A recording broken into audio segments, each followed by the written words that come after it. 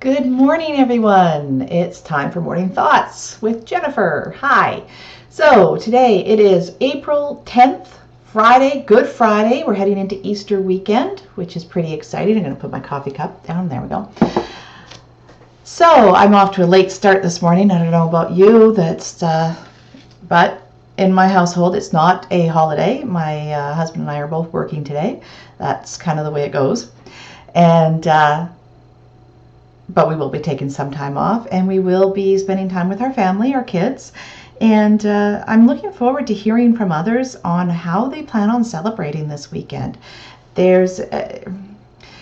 We often think about the Easter egg hunt and the community events and the family gatherings, and we're all kind of feeling sad, I think, that we're not having those big celebrations. But we need to rethink how we're going to do it.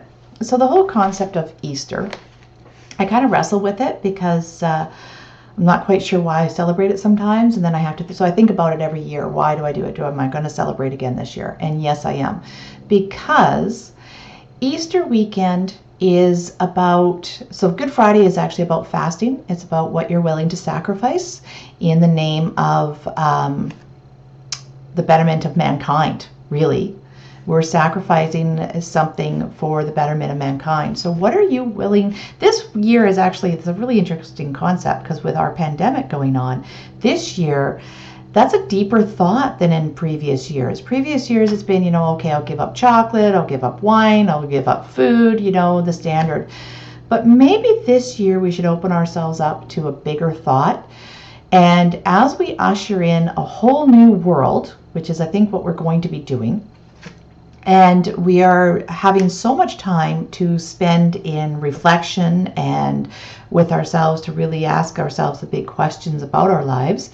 So why don't we ask, what are we willing to give up in the name of betterment of mankind?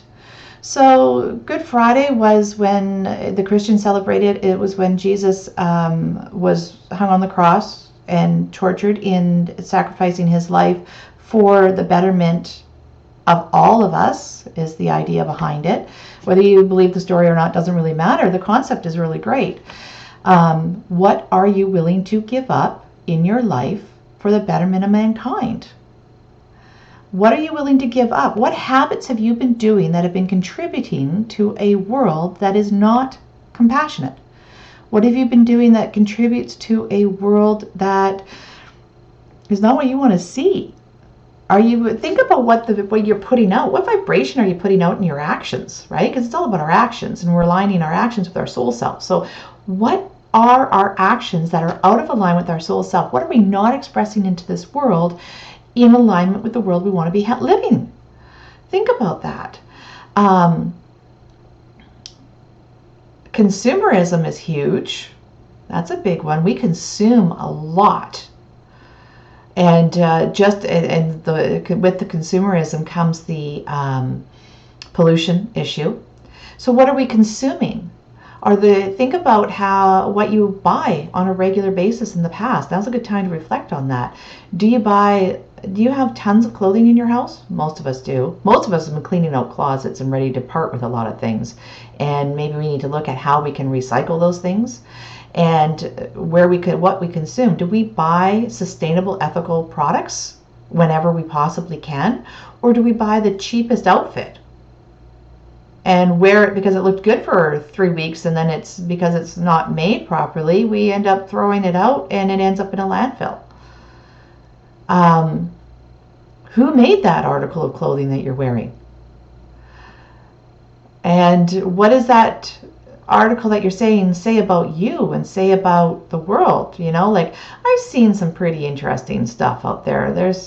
I'm not always agreeing. I'm not a person that likes to walk around and telling the world where to go on a regular basis, in a negative way anyhow. I like to tell them to be happy. But so maybe think about what we wear, what we do, and what we put out into the world this weekend. So as we go into this weekend with our families, and we're missing our big gatherings, maybe we need to spend some time reaching out to those in our community, those in our families that maybe need a little help. Now, a lot of us are financially tight right now and a little financially concerned, and maybe you don't have the money to give or food to give. If you've got it to give, please do. People out there are desperately needing it. But if you don't, there are other things you can do. You can reach out and make a phone call to somebody that you think might be living alone.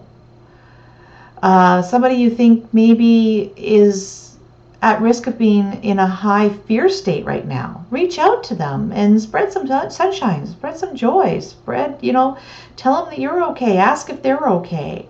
Reach out. One-to-one person, right? Phone call. Remember the old-fashioned way of picking up a phone and calling someone? Try it.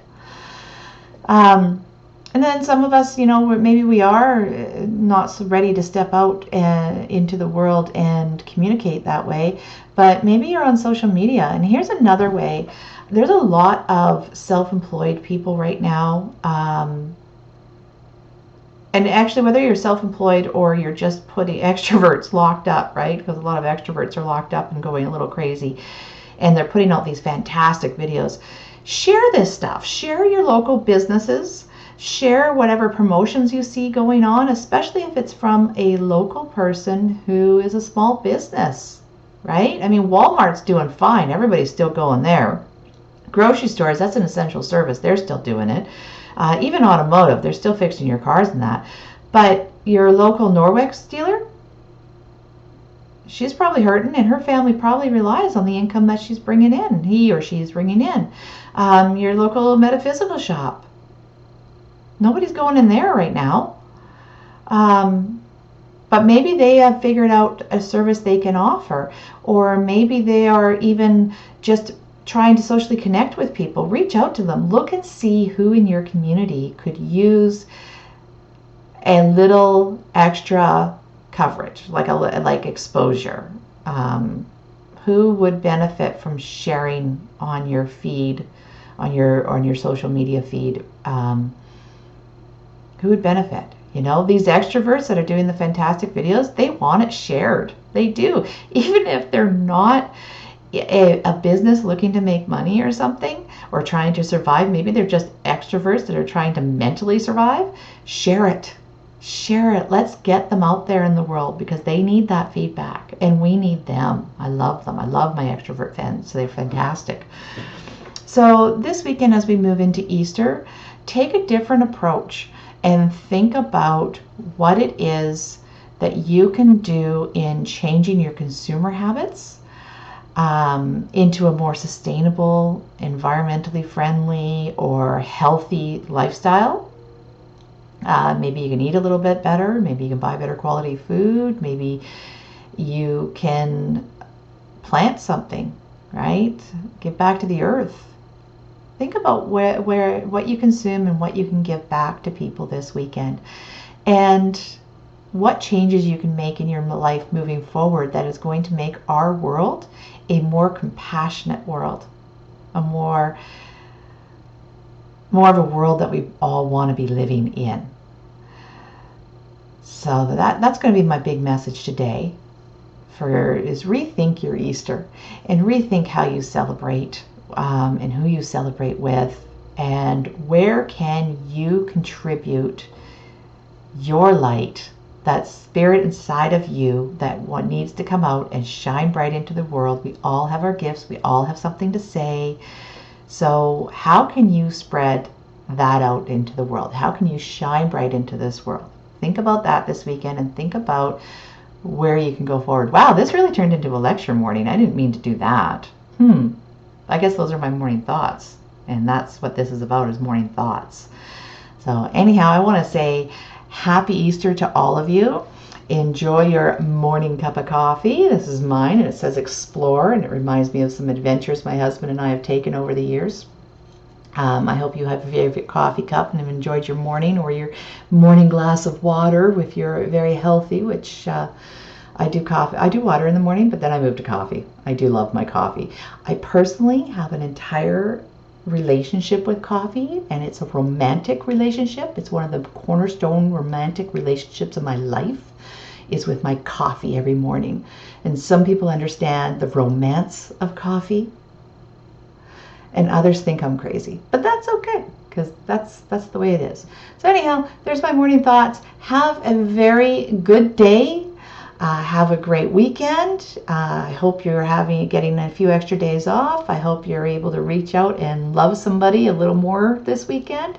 And I hope you figure out a way to celebrate, because life is always worth celebrating. Have a good day. Bye.